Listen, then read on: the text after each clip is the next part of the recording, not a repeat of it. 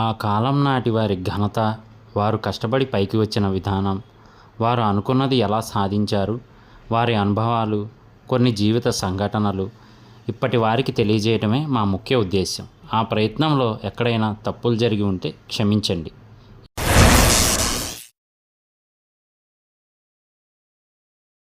ఇప్పుడు మనం చెప్పుకోబోయేది ఎవరి గురించి అంటే మాత్రం భారతదేశపు మొట్టమొదటి యాంగ్రీ యంగ్ మ్యాన్గా గుర్తింపు తెచ్చుకున్నారనమాట యాక్టింగ్లో. అలాగే star of the millennium, Bollywood Shahenshah, big B అని పేర్లు కూడా తెచ్చుకున్నారు, అంటే బిరుదులు కూడా తెచ్చుకున్నారు. మరి ఆయన ఎవరో ఇప్పటికే మీకు అర్థమైపోయి ఉండాలి. కల్కి మూవీలో తిరుగులేని క్యారెక్టర్ని అయితే చేశారనమాట, అశ్వత్థామ క్యారెక్టర్ని అయితే. సో మరి ఇంకెవరో కాదండి, మన అమితాబ్ బచ్చన్ గారు. సో ఆయన పూర్తి పేరేంటి, పుట్టింది ఎక్కడ, పెరిగింది ఎక్కడ, అలాగే సినిమాల విషయాలు ఏంటి, ఆయనకున్న ఇతర వ్యాపారాలు ఏంటి, ఆయన నిర్వహిస్తున్న సేవా కార్యక్రమాలు ఏంటి, అన్నీ కూడా డీటెయిల్గా తెలుసుకుందాం. వీడియోలోకి వెళ్ళే ముందు ఒకసారి సబ్స్క్రైబ్ చేసుకొని లైక్ చేసి సపోర్ట్ చేయండి. ఇక వీడియోలోకి వెళ్ళిపోదాం పదండి. బచ్చన్ గారు ఉత్తరప్రదేశ్లోని అలహాబాద్లో అయితే జన్మించారనమాట. వీరు పూర్వీకులు ప్రతాప్గఢ్ జిల్లా రాణిగంజ్ తాలూకా బబుపట్టి గ్రామానికి చెందినవారు. అమితాబ్ గారి తండ్రి హరివంశరాయ్ శ్రీవాత్సవ, ఈయన ఒక హిందీ కవి. అలాగే మన అమితాబ్ గారి తల్లిగారు తేజీ బచ్చన్ గారు పంజాబ్కి చెందినవారనమాట. ఈవిడ పంజాబ్ రాష్ట్రంలోని లయల్పూర్ పట్టణానికి చెందిన ఆవిడ. మనం ఇప్పుడు అమితాబ్ గారు లేదంటే అమితాబ్ బచ్చన్ గారు అంటూ ఉంటాం కదా, కానీ నిజానికి ఆయన పేరు అది కాదనమాట. ఇంక్విలాబ్ అంటే ఇంక్విలాబ్ జిందాబాద్ అని చెప్పి నినాదం ఉంది కదా, ఆ నినాదానికి ఎంతో ఆకర్షితులైన మన అమితాబ్ బచ్చన్ గారి తండ్రి గారు ఆయనకైతే ఆ పేరు పెట్టారనమాట, ఇంక్విలాబ్ అని చెప్పి. ఈ నినాదానికి తెలుగులో విప్లవం వర్ధిల్లాలి అనే అర్థం. తన స్నేహితుడు కవి అయిన సుమిత్రానందన్ పంత్ సూచన మేరకు అమితాబ్ అని తిరిగి పేరు మార్చారు ఆయన తండ్రి గారు. అమితాబ్ ఇంటి పేరు శ్రీవాత్సవ అయిన హరివంశ కులం పేరు అయిన బచ్చన్ వారి ఇంటి పేరుగా మారింది. అమితాబ్ గారి తండ్రి 2003లోను, తల్లి 2007లోనూ చనిపోయారు. నైనిటాల్లోని షేర్వుడ్ కళాశాలకు అమితాబ్ గారు పూర్వపు విద్యార్థి. తర్వాత ఢిల్లీ విశ్వవిద్యాలయానికి చెందిన కిరోరిమల్ కళాశాలలో చదువుకున్నారు. ఆయన తమ్ముడి పేరు అజితాబ్. అమితాబ్ గారి తల్లిగారికి నటన అంటే ఇష్టం. ఆమె నాటకాల్లో నటించేవారు. ఆమెకి ఒక సినిమా అవకాశం కూడా వచ్చింది, కానీ ఆమె గృహిణిగా ఉండడానికే ఇష్టపడ్డారు. అమితాబ్ గారికి సినిమాలపై ఆసక్తి కలగడానికి ఆయన తల్లి తేజీ ప్రోత్సాహం చాలా ఉంది. అంతే కదండి, జనరల్గా అంటే మనకి పలానాది అవ్వాలి అనుకునే దానికంటే కూడా మన చుట్టూ ఉండే వాళ్ళ బట్టి కూడా ఇన్ఫ్లుయెన్స్ అవుతూ ఉంటాం కదా. సో మరి మన అమితాబ్ గారు కూడా అలాగే ఇన్ఫ్లుయెన్స్ అయ్యారనమాట. ఆవిడ తల్లిగారి కోరిక ప్రకారం అయితే ఆయన కూడా ఒక నటుడు అవ్వాలి అని చెప్పి అనుకున్నారు ఆ రోజుల్లోనే. అలాగే మరి మన అమితాబ్ గారికి పెళ్ళి ఎవరితో అయింది అని మీ అందరికీ తెలిసిన విషయమే కదా. లవ్ మ్యారేజ్ అండి, ఆ రోజుల్లోనే అయింది. జయా బచ్చన్ గారితో అయిందనమాట. సో వీళ్ళకైతే ఇద్దరు సంతానం. ఒకరు వచ్చి శ్వేతానంద, ఇంకొకరు వచ్చి మన అభిషేక్ బచ్చన్ గారు అనమాట. సో వీళ్ళిద్దరైతే వీళ్ళకి పిల్లలు. అమితాబ్ గారు 1969లో భువన్ షోమ్ అనే సినిమాలో నేపథ్య కథకునిగా మొదటిసారి పరిచయం అయ్యారు. మృణిల్ సేన్ తీసిన ఈ సినిమా జాతీయ అవార్డు గెలుచుకుంది. నటునిగా మాత్రం సాత్ హిందుస్థానీ ఆయన మొదటి సినిమా. ఖ్వాజా అహ్మద్ అబ్బాస్ దర్శకత్వం వహించిన ఈ సినిమాలో 7 ప్రధాన పాత్రల్లో ఒకరిగా అమితాబ్ బచ్చన్ గారు కూడా నటించారు. రెండో సినిమా ఆనంద్లో రాజేష్ ఖన్నాతో కలిసి చేసిన అమితాబ్ గారు ఆ సినిమాలో వైద్యునిగా నటించారు. ఆ సినిమాలో ఆయన నటనకు గాను ఉత్తమ సహాయ నటునిగా ఫిలింఫేర్ అవార్డు అందుకున్నారు. ఆ తర్వాత పర్వానా సినిమాలో మొదటిసారిగా ప్రతినాయకునిగా నటించారు, అంటే విలన్గా. ఈ సినిమా తర్వాత రేష్మా ఔర్ షేరా 1971లో విడుదలైందనమాట. అందులో కూడా విలన్ పాత్రే పోషించారు. ఈ సమయంలోనే గుడ్ది సినిమాలో అతిథి పాత్రలో నటించారు. బావర్చి సినిమాలో కూడా ఒక ప్రత్యేక పాత్ర చేశారు. 1972లో ఎస్ రామనాథన్ దర్శకత్వం వహించిన బాంబే టు గోవా సినిమాలో నటించారు అమితాబ్. అప్పటిదాకా రొమాంటిక్ హీరోగా మాత్రమే కొనసాగుతున్న మన అమితాబ్ గారితో ప్రకాష్ మెహ్రా గారు ఏకంగా జంజీర్ మూవీలో ఒక యాంగ్రీ యంగ్ మ్యాన్ గుర్తింపునైతే వచ్చేలాగా చేశారనమాట ఆ మూవీని. అలాగే ఫిలింఫేర్ కూడా ఆయన ఏదైతే యాక్టింగ్ చేశారో దాన్ని ఐకానిక్గా అభివర్ణించడం అయితే జరిగిందనమాట ఆ రోజుల్లోనే అమితాబ్ గారిని. అలాగే ఆ సంవత్సరంలో హయ్యెస్ట్ కలెక్షన్స్ వచ్చిన మూవీనే కాకుండా మన అమితాబ్ గారికి ఒక స్టార్డమ్ తెచ్చిపెట్టిన మూవీ కూడా ఇదే. అలాగే ఫిలింఫేర్ ఉత్తమ నటుడిగా మొట్టమొదటి అవార్డు అయితే అందుకున్నారనమాట మన అమితాబ్ బచ్చన్ గారు. అలాగే జయ బచ్చన్ గారు అలాగే అమితాబ్ బచ్చన్ గారు ఇద్దరు కలిసి ఇంకా చాలా సినిమాల్లో అయితే నటించారనమాట. అభిమాన్ వంటి సినిమాల్లో కూడా నటించారు ఇద్దరు కలిసి.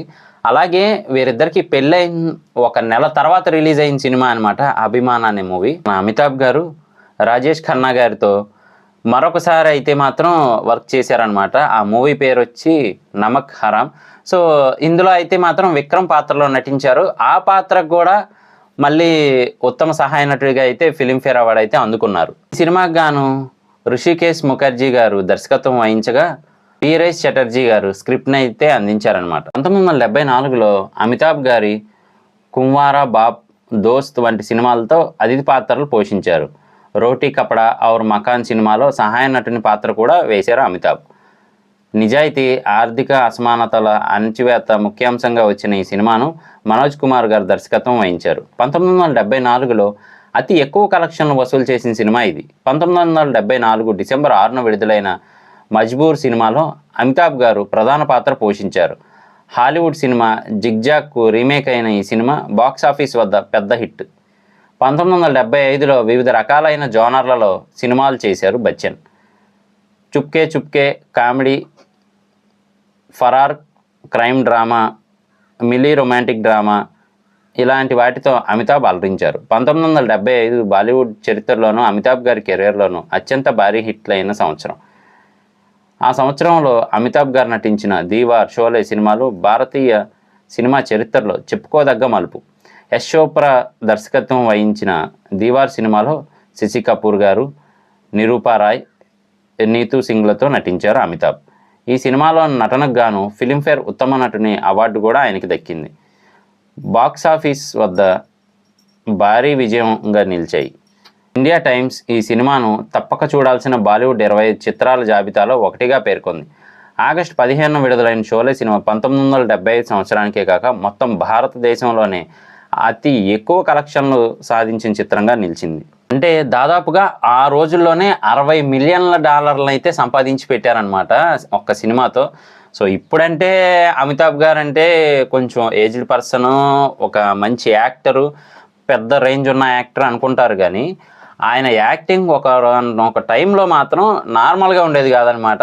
అసలు అమితాబ్ గారిని అనుకరించేవారు. అంటే ఇప్పుడు మన ప్రజెంట్ ఉన్న స్టార్స్ని కొంతమంది ఫ్యాన్స్ ఇమిటేట్ చేస్తూ ఉంటారు కదా, వాళ్ళ డ్రెస్సింగ్ స్టైల్ కానీ లేదంటే వాళ్ళ బాడీ లాంగ్వేజ్ కానీ. ఆ రోజుల్లో మాత్రం మొత్తం హవా అంతా అమితాబ్ గారిదే అని చెప్పొచ్చు అనమాట. ఆ రేంజ్లో అయితే ఉండేవారు ఆయన.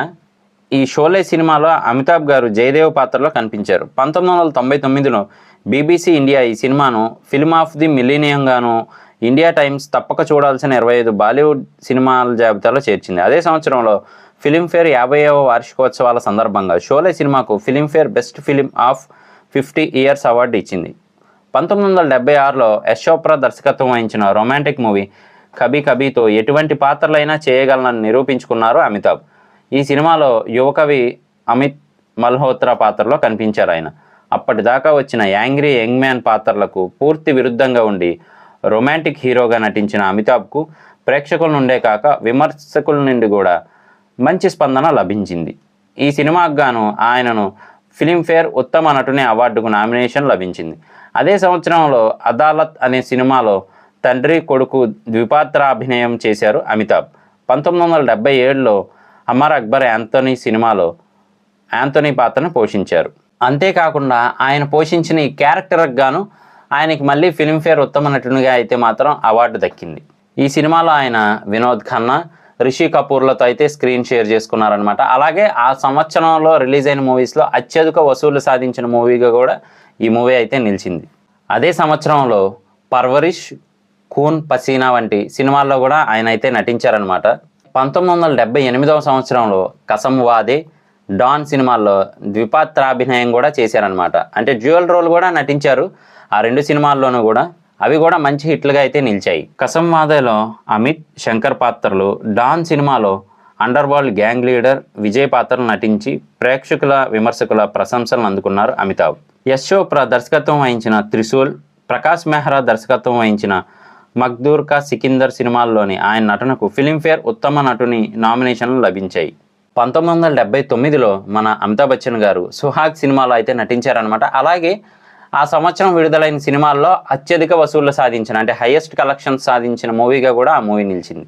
అదే సంవత్సరంలో మన అమితాబ్ గారు నటించిన మిస్టర్ నట్వర్లాల్, కాలా పత్తర్, ది గ్రేట్ గ్యాంబ్లర్ వంటి సినిమాలు కూడా కమర్షియల్గా హిట్ అవ్వడమే కాకుండా విమర్శకుల ప్రశంసలు కూడా అందుకున్నాయి.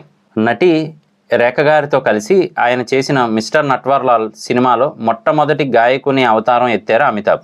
ఈ సినిమాకు గాను ఫిలింఫేర్ ఉత్తమ నటుడు, ఉత్తమ నేపథ్య గాయకుడు కేటగిరీల్లో నామినేషన్లు లభించాయి. కాలా పత్తర్కు కూడా ఉత్తమ నటునిగా నామినేషన్ వచ్చింది. 1980లో రాజ్ కోస్లా దర్శకత్వం వహించిన దోస్తానా సినిమాలో శత్రుఘ్న సిన్హా, జీనత్ అమన్లతో కలిసి నటించిన అమితాబ్ ఆ చిత్రంలో నటనకు కూడా ఉత్తమ నటుని నామినేషన్ దక్కించుకున్నారు. ఈ సినిమా 1980లో అతి ఎక్కువ వసూళ్లు రాబట్టిన చిత్రం.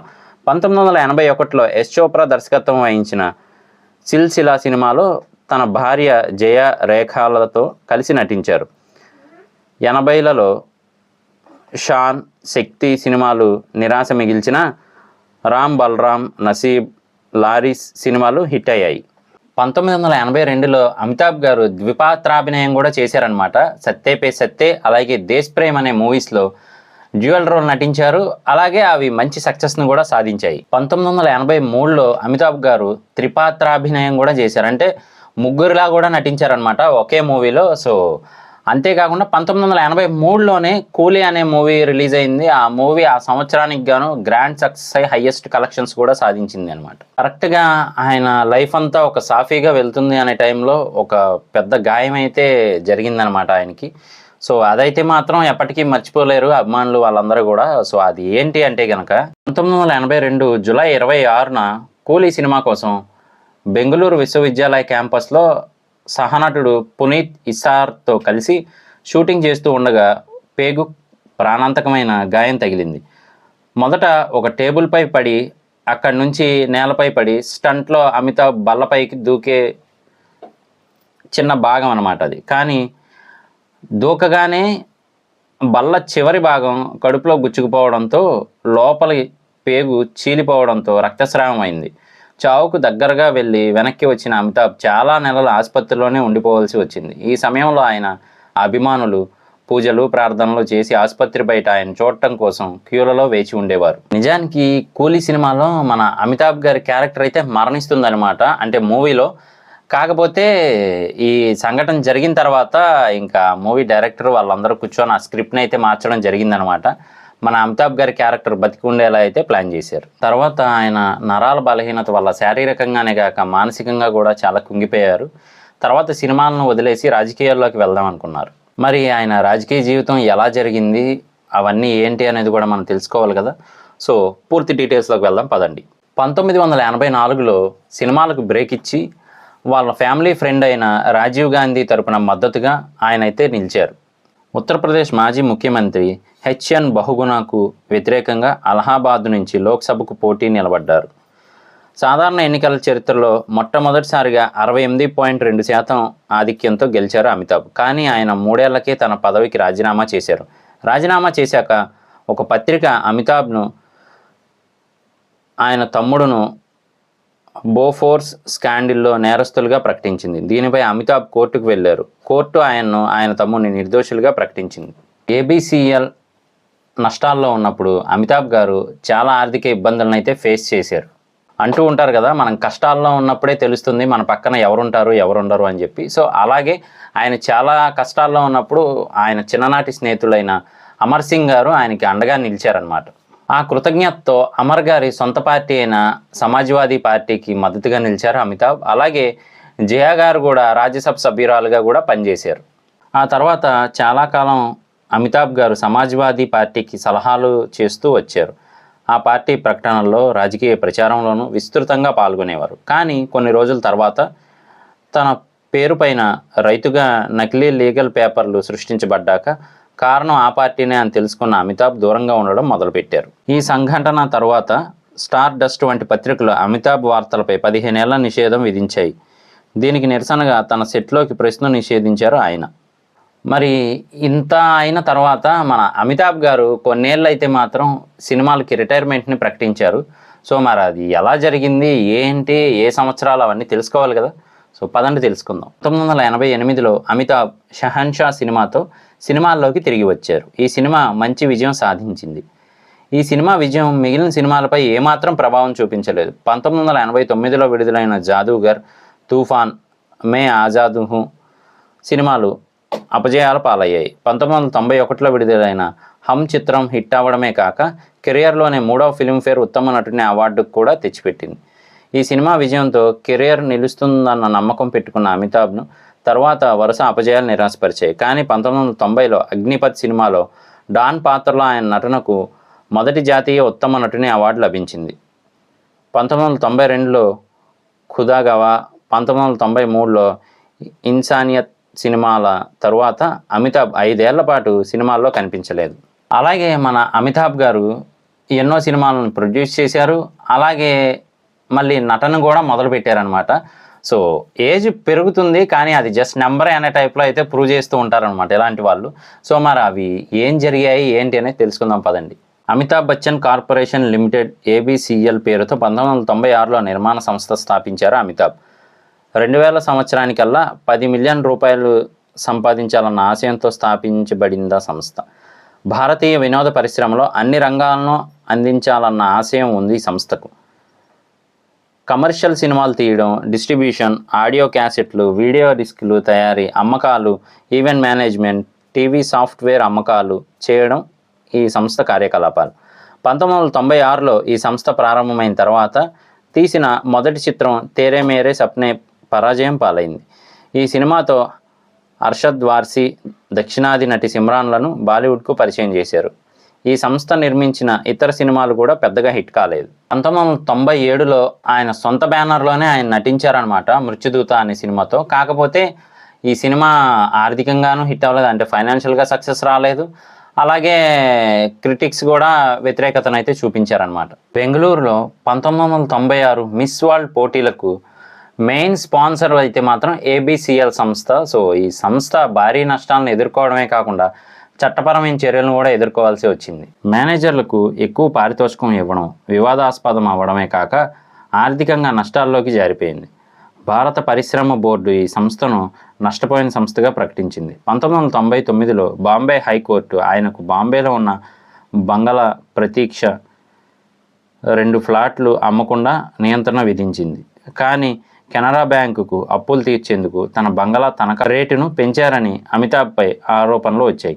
1998లో బడే మియా చోటే మియా సినిమాతో తిరిగి సినిమాల్లోకి అడుగుపెట్టారు అమితాబ్. ఈ సినిమా యావరేజ్ హిట్గా నిలిచింది. సూర్యవంశం సినిమాని కూడా అనుకూల సమీక్షలు అందుకుంది. కానీ 1999లో విడుదలైన లాల్ బాద్షా, హిందుస్థాన్కి కసం సినిమాలు అంచనాలు అందుకోలేకపోయాయి. పడిపోయినంత మాత్రాన లేదా ఫ్లాప్ అయినంత మాత్రాన పైకి లెగరు అని చెప్పి అనుకోలేం కదా.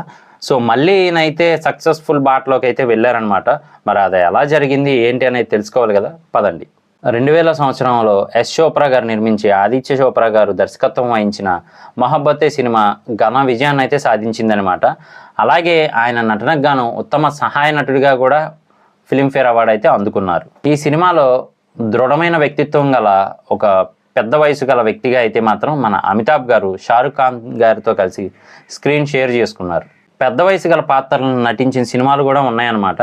సో ఆ సినిమాలు ఏంటి అంటే గనక Ek Rishta, the bond of love, Kabhi Khushi Kabhie Gham, Baghban సినిమాలు మంచి హిట్లుగా నిలిచాయి. అక్స్, ఆంఖే, కాకే, దేవ్ సినిమాల్లోని ఆయన నటనకు విమర్శల నుంచి మంచి పొగడ్తలుగా మారాయి. అలాగే విమర్శకులు మంచి స్పందన లభించింది. అక్స్ సినిమా ద్వారా ఫిల్మ్ఫేర్ విమర్శకులు ఉత్తమ నటుని అవార్డు అందుకున్నారు అమితాబ్. 2005లో సంజయ్ లీలా బన్సాలి దర్శకత్వంలో నటించిన బ్లాక్ సినిమాలో చెవిటి గుడ్డి అమ్మాయికి టీచర్ పాత్రలో ప్రేక్షకులకే కాక విమర్శకులకు కూడా మెప్పించారు అమితాబ్. ఈ సినిమా కమర్షియల్గా కూడా పెద్ద హిట్గా నిలిచింది. ఈ సినిమాతో ఆయన కెరియర్లో 2వ జాతీయ ఉత్తమ నటుడు, 4వ ఫిలింఫేర్ ఉత్తమ నటుడు, 2వ ఫిలింఫేర్ విమర్శకులు ఉత్తమ నటుడు అవార్డులు అందుకున్నారు. ఆ తర్వాత ఎన్నో టెలివిజన్ ప్రకటనలో కనిపించారు ఆయన. అమితాబ్ బచ్చన్ గారి తనయుడైన అభిషేక్ బచ్చన్ గారితో కూడా స్క్రీన్ అయితే షేర్ చేసుకున్నారనమాట. సో మరి వాళ్ళిద్దరూ కలిసి నటించిన సినిమాలు ఏంటి అంటే కనుక బంటి ఔర్ బబ్లీ, కభీ అల్విదా నా కెహనా వంటి సినిమాల్లో నటించారు అమితాబ్. ఈ 2 సినిమాలు మంచి విజయాలు నమోదు చేసుకున్నాయి. తర్వాత ఆయన నటించిన బాబుల్, ఏకలవ్య, నిశ్శబ్ద సినిమాలు ఆర్థికంగా విజయం సాధించకపోయినా ఈ సినిమాల్లో ఆయన నటన విమర్శకుల ప్రశంసలు అందుకున్నారు. 2007లో చీనీకమ్, షూట్అవుట్ ఎట్ లఖండ్వాలా సినిమాలో నటించారు ఆయన. ఈ రెండు మల్టీస్టారర్ సినిమాలు. చీనీకమ్ యావరేజ్ హిట్ అయిన షూట్అవుట్ ఎట్ లఖండ్వాలా సినిమా మాత్రం మంచి విజయం సాధించింది. గతంలో ఆయన చేసిన షోలే సినిమాకు రామ్ గోపాల్ వర్మ దర్శకత్వంలో రామ్ గోపాల్ వర్మకి ఆగ్ పేరుతో రీమేక్ చేశారు. ఈ సినిమా కమర్షియల్గా అతిపెద్ద ఫ్లాప్ అవడమే కాక విమర్శకుల నుండి తీవ్ర విమర్శలు కూడా అందుకుంది. అదే సంవత్సరంలో ఆంగ్ల భాషా చిత్రం ద లాస్ట్ లీర్ చిత్రంలో అర్జున్ రాంపాల్, ప్రీతి జింటాల్తో కలిసి నటించిన అమితాబ్ ఈ సినిమాలో నటనకు విమర్శకుల ప్రశంసలు అందుకున్నారు. ఈ సినిమాను ఋతుపర్ణ ఘోష్ దర్శకత్వం వహించారు. 2007 టోర్నోటో అంతర్జాతీయ ఫిల్మ్ ఫెస్టివల్లో 2007 సెప్టెంబర్ 9న ప్రదర్శించబడింది ఈ చిత్రం. మొట్టమొదటి అంతర్జాతీయ చిత్రం శాంతారాంలో సహాయ నటుడిగా నటించేందుకు ఒప్పుకున్నారు అమితాబ్. మీరా నాయర్ దర్శకత్వంలో జానీ డెప్ హీరోగా రావాల్సిన ఈ సినిమా ఇప్పటికీ మొదలు కాలేదు. మొదట 2008 ఫిబ్రవరిలో మొదలు కావాల్సిన ఈ సినిమా 2008 సెప్టెంబర్కి వాయిదా పడింది. ఆ తర్వాత ఈ సినిమా నిరవధిక వాయిదా పడింది. వివేక్ శర్మ దర్శకత్వంలో 2008 మే 9న విడుదలైన భూత్నాథ్ సినిమాలో ఆత్మగా టైటిల్ పాత్రలో అమితాబ్ నటించారు. 2005లో విడుదలైన సర్కార్ సినిమాకు 2008లో సీక్వెల్గా వచ్చిన సర్కార్ రాజ్ కూడా మంచి విజయాన్ని అందుకుంది. 2009లో విడుదలైన పా సినిమా కూడా చాలా పెద్ద హిట్ అయింది. ఈ సినిమాలో ప్రోగీరేరియా వ్యాధికి సోకిన 13 ఏళ్ల బాలుడిగా అమితాబ్ నటన విమర్శకుల, ప్రేక్షకుల ప్రశంసలను అందుకుంది. ఈ చిత్రంలో తన సొంత కొడుకు అభిషేక్ కొడుకుగా నటించారు ఆయన. ఈ సినిమాలోని ఆయన నటనకు గాను 3వ జాతీయ ఉత్తమ నటుడు అవార్డు, 5వ ఫిల్మ్ఫేర్ ఉత్తమ నటుని అవార్డు అందుకున్నారు అమితాబ్. 2010లో మేజర్ రవి దర్శకత్వం మోహన్ లాల్తో కలిసి కందహార్ సినిమా ద్వారా మలయాళంలో మొదటిసారి నటించారు ఆయన. భారతీయ ఎయిర్లైన్స్ ఫ్లైట్ 814 హైజాగ్ సంఘటన ఆధారంగా సినిమా తీసి అమితాబ్ పారితోషికం తీసుకోకుండా నటించారు. 2013లో హాలీవుడ్లో ది గ్రేట్ గాట్సే సినిమాలో ప్రత్యేక పాత్రలో మొదటిసారి కనిపించారు ఆయన. లినాల్డో డికాప్రో, టోబే మాగ్రీలతో కలిసి ఈ సినిమాలో నటించారు. 2014లో భూత్నాథ్ సినిమాకు రీమేక్గా వచ్చిన భూత్నాథ్ రిటర్న్స్లో స్నేహపూర్వక దయంగా నటించారు. 2015లో విడుదలైన పీకు సినిమాలో దీర్ఘకాలిక మలబద్ధకం వల్ల కోపిష్టి అయిన తండ్రి పాత్రలో నటించారు అమితాబ్. ఈ సినిమా ద్వారా 4వ జాతీయ ఉత్తమ నటుడు, 3వ విమర్శకుల ఉత్తమ నటుడు అవార్డులు అందుకున్నారు. అమితాబ్ గారు ఆయన ముద్రని ఓన్లీ సిల్వర్ స్క్రీన్ మీదే కాకుండా బుల్లితెర మీద కూడా వేశారనమాట. మరి అది ఎలా ఏంటి అనేది మాత్రం తెలుసుకుందాం పదండి. 2000 సంవత్సరంలో మన బిగ్ బి అమితాబ్ బచ్చన్ గారు అయితే యాంకర్గా కూడా మారారనమాట బుల్లితెర మీద. ఏ షోకి అంటే కౌన్ బెనాగా కరోడ్పతి అనే షోకి. సో ఇది మెయిన్ కాన్సెప్ట్ ఎక్కడి నుంచి అంటే మాత్రం ఫారిన్ కంట్రీలో who wants to be millionaire అనే షోని మన ఇండియాలో మన బిగ్ బి అమితాబ్ బచ్చన్ గారితో అయితే తీయడం జరిగింది. సో ఆయన అయితే యాంకర్గా ఏ రేంజ్లో సక్సెస్ అయ్యారని మీకు తెలిసిన విషయమే. అలాగే 2005లో వచ్చిన సీజన్ 2 అంటే దీనికి కంటిన్యూషన్ అనమాట ఈ ప్రోగ్రామ్కి. సో సీజన్ 2 అయితే 2005లో స్టార్ట్ అయినప్పటికీ కూడా మరి మళ్ళీ అమితాబ్ బచ్చన్ గారి ఆరోగ్యం బాగోపోవడంతో 2006లో అయితే మాత్రం స్టార్ ప్లస్ వల్ల అర్ధాంతరంగా మధ్యలోనే ముగించాల్సి వచ్చింది. తర్వాత కొంతకాలానికి 2009లో బిగ్ బాస్ తెలుసు కదండి, రియాలిటీ షో. సో హిందీలో కూడా వచ్చిందనమాట. అందులో 3rd సీజన్కి అయితే మాత్రం మన బిగ్ బి గారే హోస్ట్ చేశారనమాట. అంతేకాదండి 2010 నుంచి మన అమితాబ్ గారు అయితే మాత్రం గుజరాత్ పర్యాటకానికైతే బ్రాండ్ అంబాసిడర్గా కూడా వ్యవహరిస్తూ ఉన్నారు.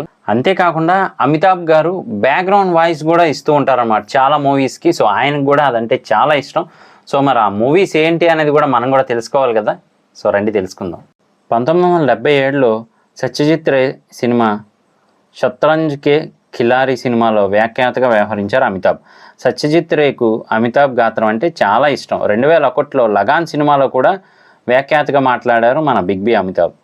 ఈ సినిమా చాలా పెద్ద హిట్. ఆస్కార్ గెలుచుకున్న French documentary March of the పెంగ్విన్స్కు ఆయన వాయిస్ అయితే ఇచ్చారు. అలాగే ఈ సినిమాను జుక్ జాక్వెత్ దర్శకత్వం వహించారు.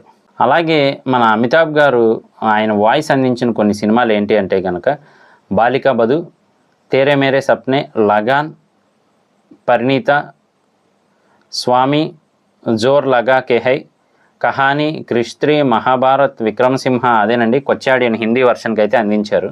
చాలా వరకు ఏంటి అంటే గనక ఒక ఫేము అలాగే మనీ వచ్చిన తర్వాత ఓకే చాలు అనుకుంటూ ఉంటారు. కానీ కొంతమంది మాత్రం ఎదుటి వాళ్ళకి సహాయపడాలి, ఏదో రకంగా హెల్ప్ చేయాలి అని చెప్పి అనుకుంటూ ఉంటారు కదా!